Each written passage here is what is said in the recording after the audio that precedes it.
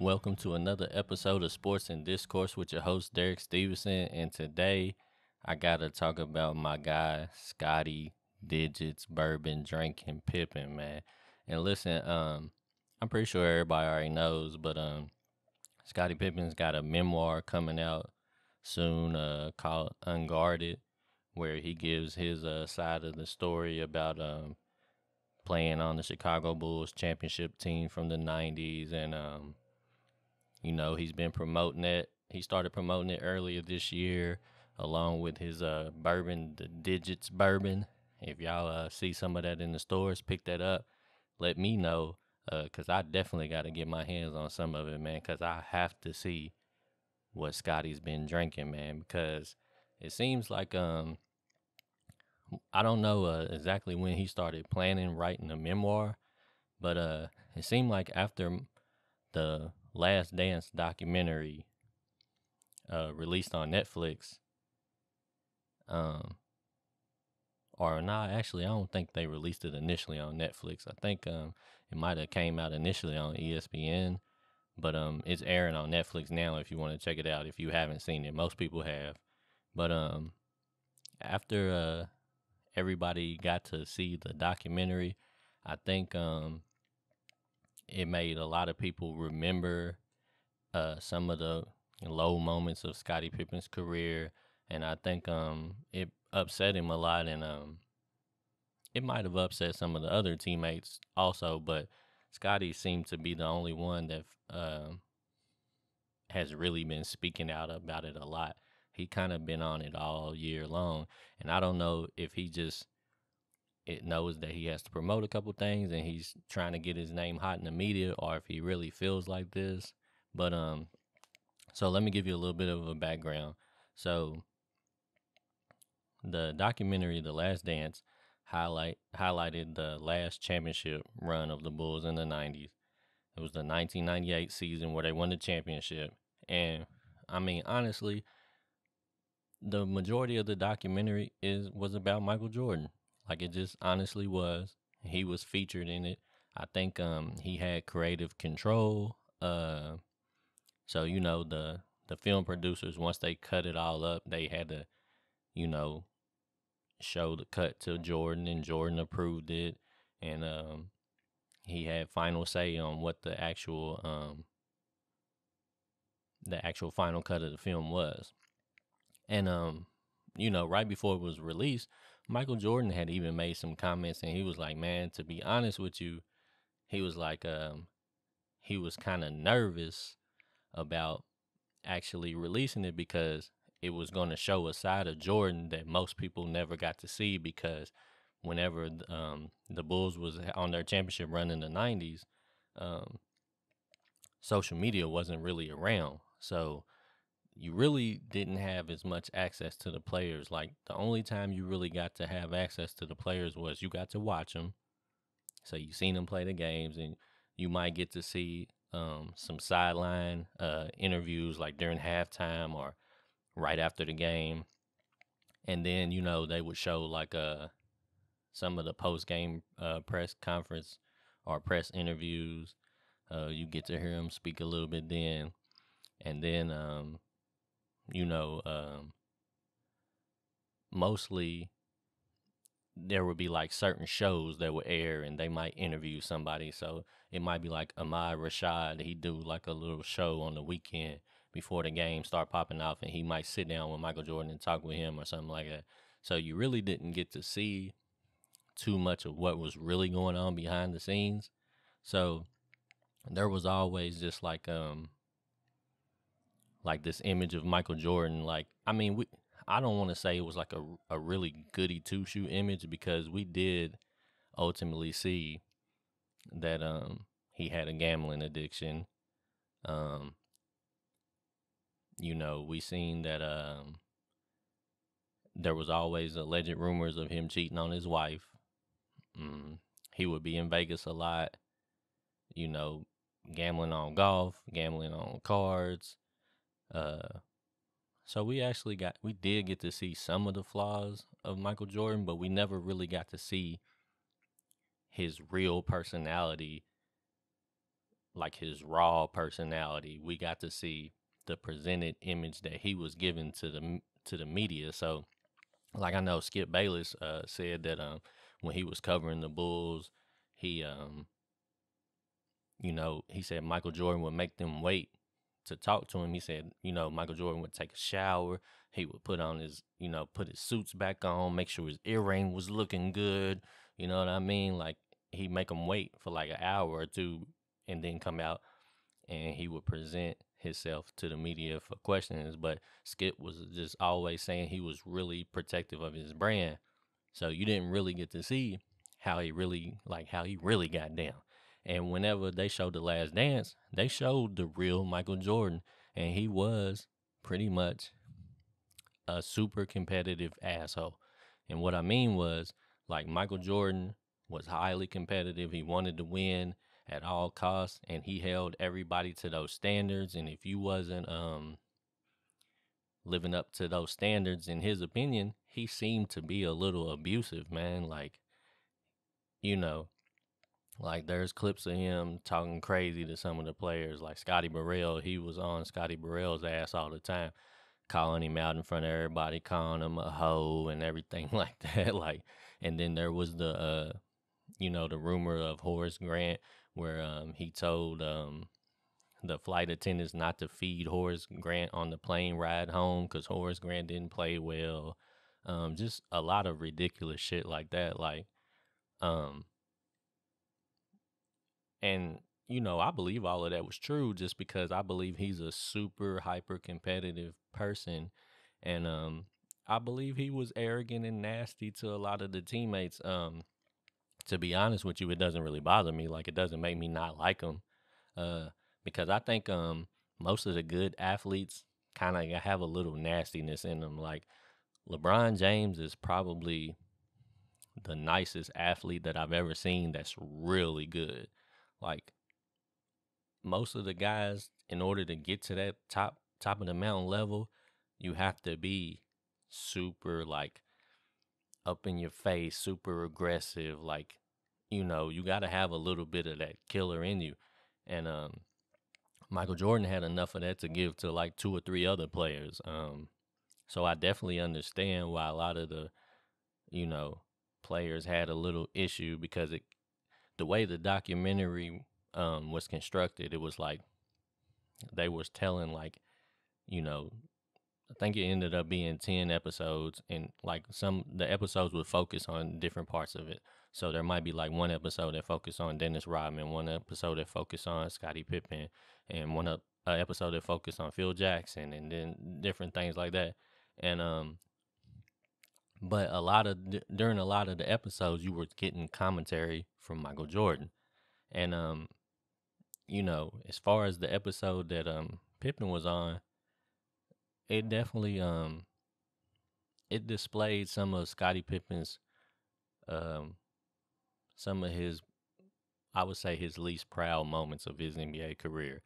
Like it kind of it probably was a little embarrassing to him at some points because you have the moments where like it showed him, you know, taking games off because he had migraine headaches, and which, you know, people that have migraine headaches will tell you like migraine headaches are like death.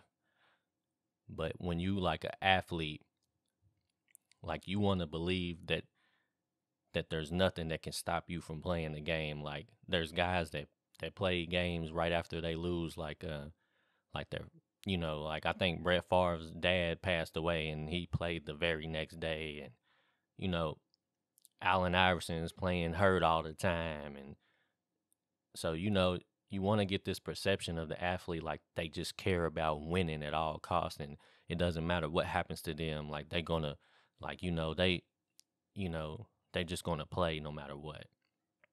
And Scottie Pippen sat out, and I can't really say that like I can't really knock him. Like if you're not healthy, you are supposed to sit out. But I understand how like some of his teammates might have looked at him and been like, "Come on, man, it's just a headache, man. Get out there. We need you." Um, So, there was moments like that. And then, you know, they showed the clip where he got salty because Phil Jackson had drew up a play for Tony Kukoc to hit the game-winning shot, and Scottie Pippen was supposed to inbound the ball, and Scottie Pippen felt like he should have been the one that the play was drawn up for to shoot the ball, and because Phil went in a different direction, Scottie Pippen decided that he wasn't gonna participate in the last play, and he sat out, and Tony Kukoc ended up hitting the game-winning shot, which made it look even worse. And then so that made a lot of people look at Pippen like he was kind of like a softer type of player, like he was mentally weak. He wasn't able to handle the pressure. It just made him look a little funny. And then you know, uh, it was just several moments like that, like and it also talked about his contract situation where he had taken a bad contract, which, oh man, it's kind of hard to say. You know, I kind of understand where he was coming from with the contract situation because he was feeling like he was starting to have back issues. So he was just trying to secure the bag in case something happened to him. And he took a bad deal.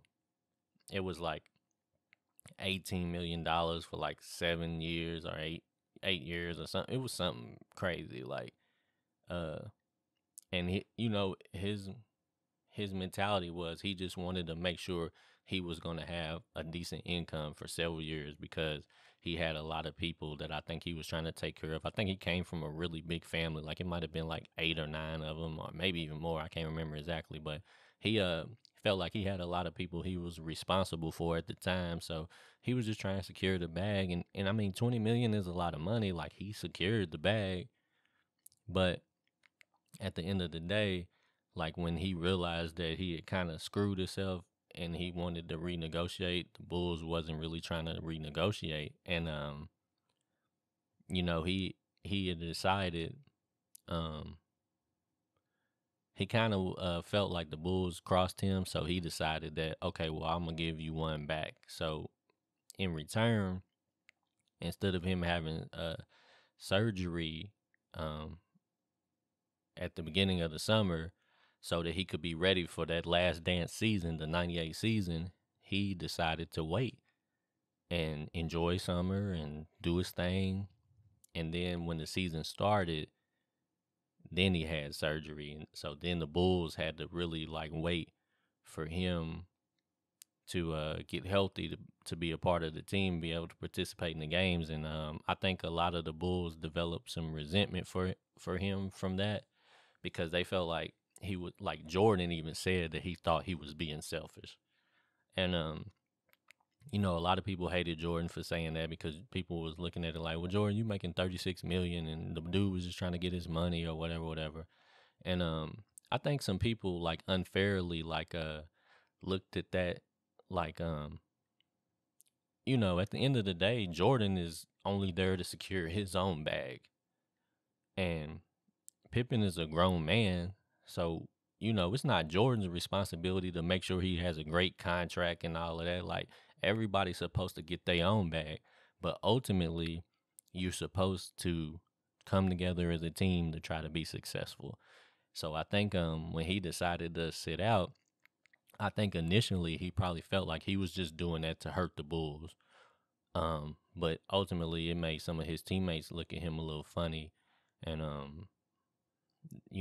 especially Jordan voiced his opinion because at this time, like Jordan said Scottie Pippen was being selfish, which I do think Scottie Pippen was being selfish to a degree, but I have to be honest, Jordan was being selfish to a certain extent also because Jordan was also looking at it like, man, we about to three-peat again.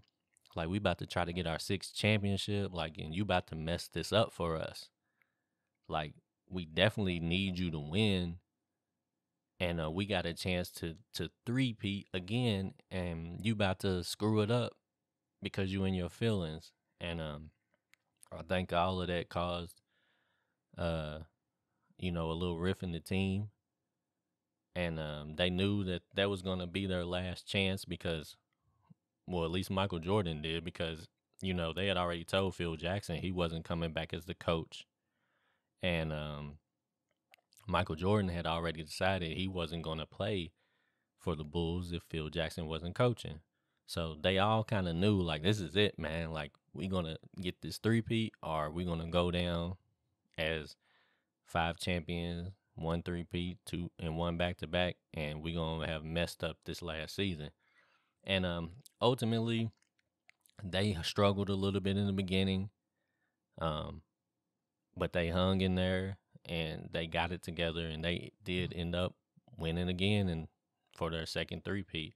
And after that, I think everything was cool. But when Scottie Pippen was watching this, I think it just made a lot of people look differently at him.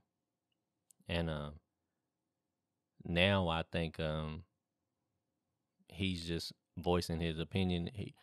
And he's saying a whole lot of things. Like, he's came out and said that, like, Michael Jordan was so condescending, and he was disrespectful to all the players. And he even says in his book that, like, him and Jordan wasn't never friends. And when Michael Jordan's father passed away, Scottie Pippen didn't even reach out to Jordan and, like, give him condolences, which that's pretty low, man. I'm gonna just be all the way honest with you. Like, I can't really respect that one, because there's guys that I might not even be that cool with, or there might be guys that don't like me personally. But, like, if I know, like, there's dudes that might have talked shit to me on social media, right? And they might antagonize me on social media. But, like, if they make a post and they're like, man, my mom just died, or my my sister just passed away, or whatever, man, I'm gonna throw some hearts or some praying hands or something on that, because at the end of the day, like, I still, I ain't gonna never feel good about people losing people that they love, or going through really rough times. So, me personally, I feel like, regardless of if Scottie Pippen was friends with Jordan or not, you should at least just, call the dude and be like, hey, man, I'm sorry your dad passed. I hope I hope you I hope you get over it, or if you need anything, hit me up. Even if he really don't mean it, like, just shoot it out there. You know what I'm saying? Like, that's what people do all the time. Like, people tell you, man, if you need anything, call me, but they really don't mean it. But they just letting you know, like, man, I'm thinking about you, brother. Like, I hope you heal from it, or I hope your pain goes away. Like, it's just a little respect thing. And I think Scottie Pippen definitely should have did that regardless. Um, but yeah, he just seems to now he's just expressing a lot of displeasure with that whole situation. And the part that's really confusing to me is, I feel like when this was happening, I never got any vibes from Scottie Pippen that he hated Jordan. Like, if you look at all the pictures, like, he sits right next to Jordan most of the time. Um, like, Michael Jordan inducted him into the Hall of Fame. Like, whenever Michael Jordan retired, Scottie Pippen was wearing his shoes. And, he did the famous little, like, he's pointing to the shoes and he's telling Jordan, like, come back, man, come on back. So I just don't really understand. Like, I'm confused, because I feel like you never showed these type of feelings at all before.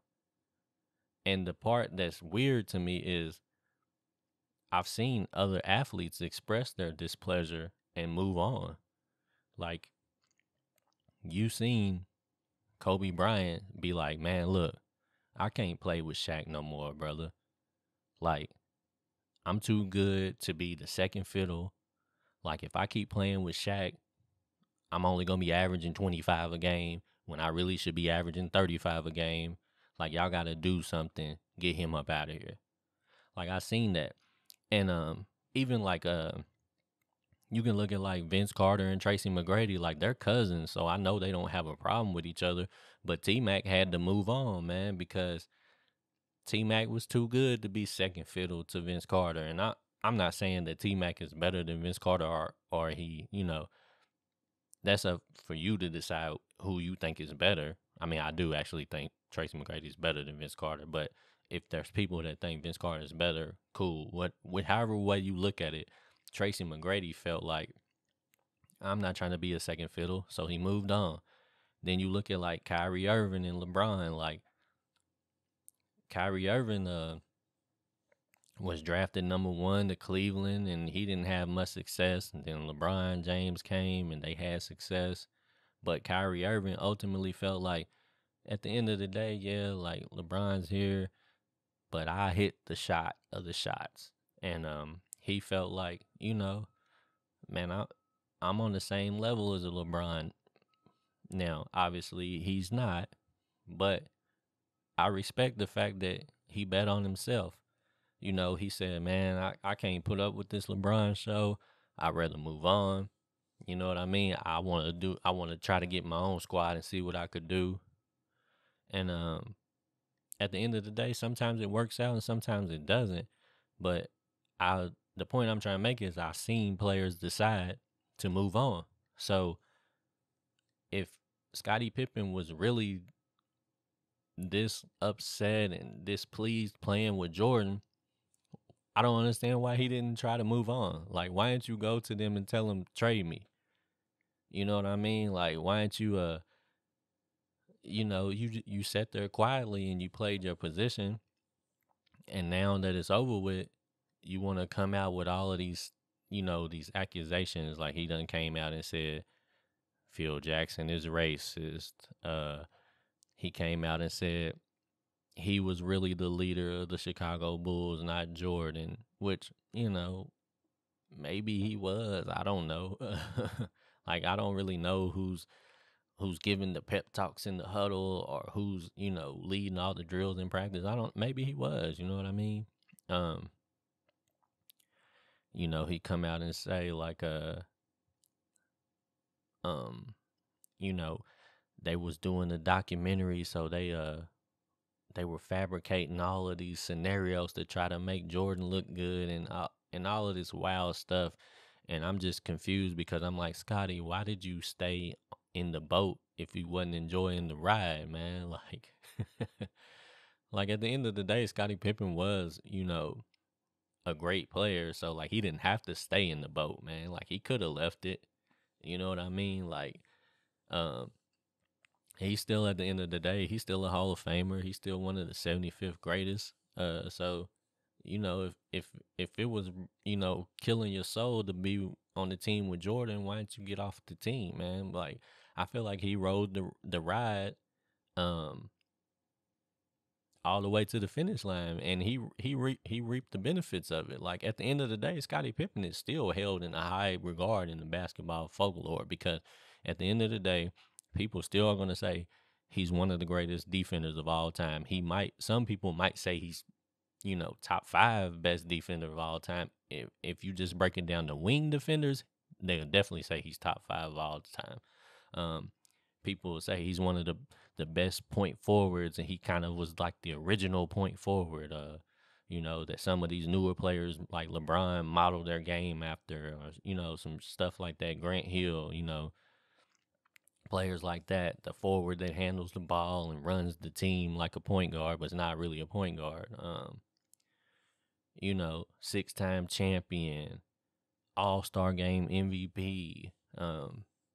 So at the end of the day, like he wasn't a scrub. Like, so if he was unhappy, I don't understand why he would wait till all these years later to start expressing it.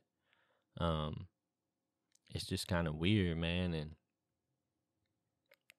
I understand that, maybe he was just mad about the last dance. And, you know, like I think he came out and said that Michael Jordan made $10 million off the last dance. And, nobody else got any money for it. But, man, there's just times where you have to just be really honest about what your position is. And it's the same way like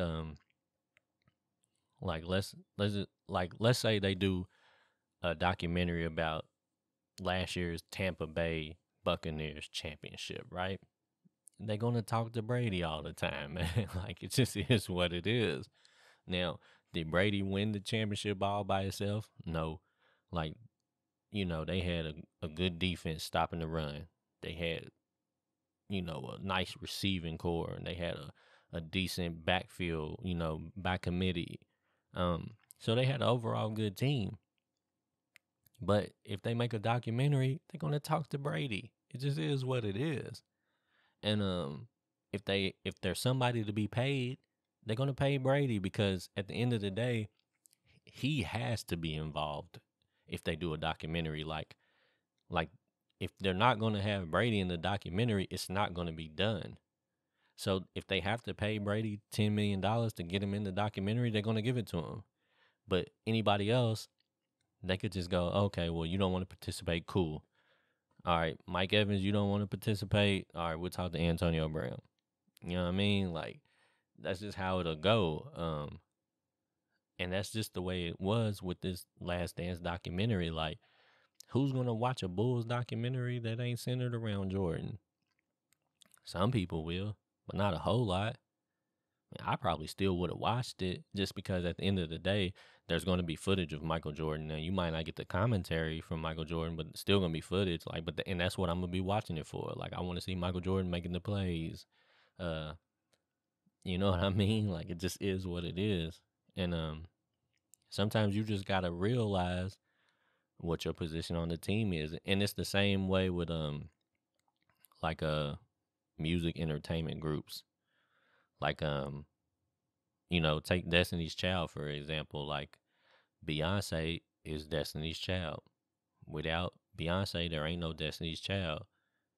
But without the other people, there's still gonna be a Destiny's Child as long as Beyonce's there. So could they have a documentary about Destiny's Child and Beyonce not being it? No.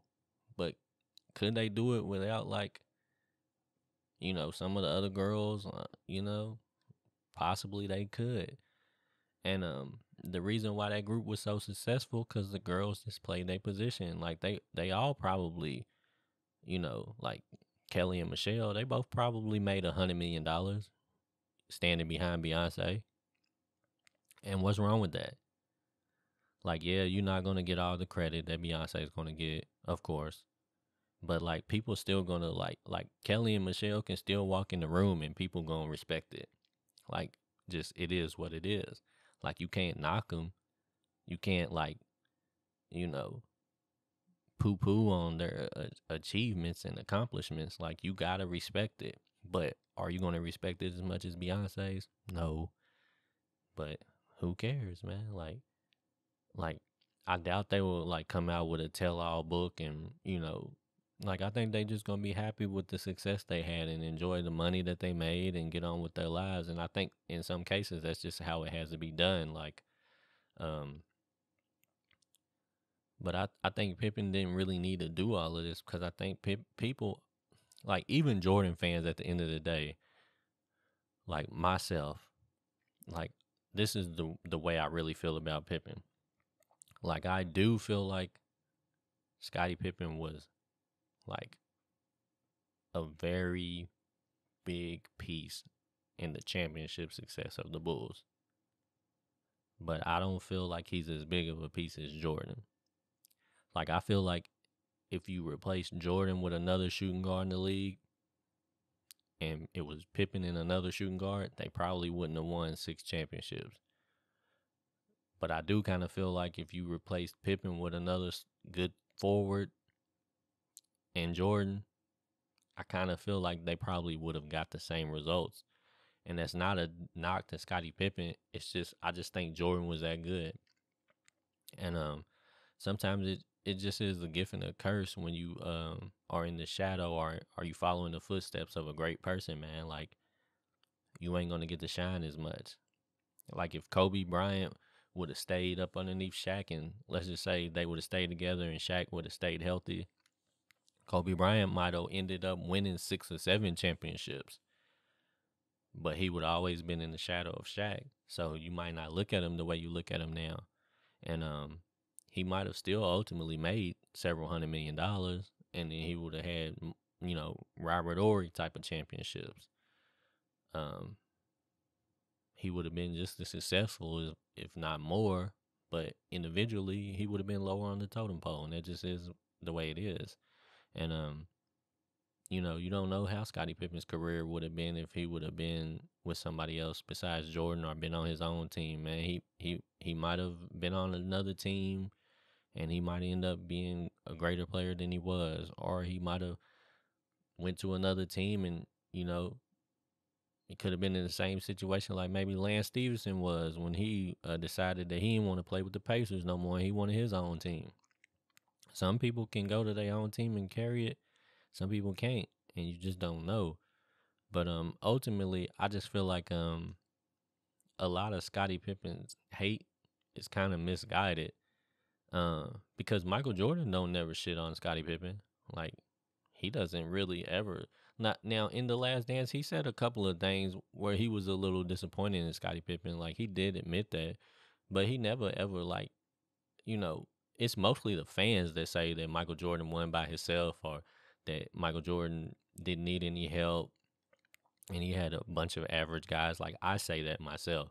Like, I say outside of like Pippen and Rodman, everybody else was average or below. Um, but Michael Jordan never says that though. Michael Jordan always be like, man, Scottie Pippen was, like I didn't win no championships without Scottie Pippen. Like, I needed Scottie Pippen. Like, Michael Jordan never ever tries to act like he didn't need Scottie Pippen. You know what I mean? So I don't really understand why he hates Jordan specifically so much. But anyways, man, I don't know, man. Maybe Scottie Pippen was drinking too much digits bourbon, man, when he was writing the book with the author. Or maybe, Scottie Pippen just been going through some stuff, man. He might be getting up in age and he might be having a midlife crisis, man. Who knows, man. But anyways, I'm gonna wrap it up right here, man. But y'all let me know what y'all think, man. Do y'all think Scottie Pippen is tripping, man? Do you think he's drinking too much digits at nighttime and getting in his feelings?